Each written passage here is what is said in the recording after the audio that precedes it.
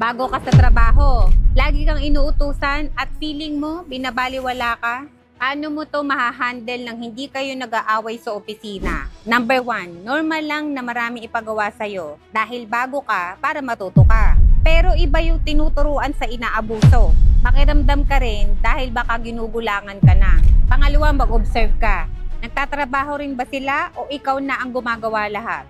Hindi tayo nagbibilangan ng trabaho, pero hindi ka rin dapat magpauto. Pangatlo, ipakita mo yung skill, talent, at performance mo. Hindi mo kailangang sumipsip para makuha ang respeto ng katrabaho at ng boss mo. Kesa sumipsip ka, ipakita mo ang resulta ng mga ginawa mo. Magaan magtrabaho, basta kasundo mo lang lahat ng kasama mo. Mahalaga ang pakikisama, pero mas mahalaga na alam mo na hindi ka nila dapat lamangan. Hindi porke bago ka magpapaapi ka. Ipakita mo yung galing mo, hindi para magpasikat, kundi para malaman nila na hindi ka basta-basta.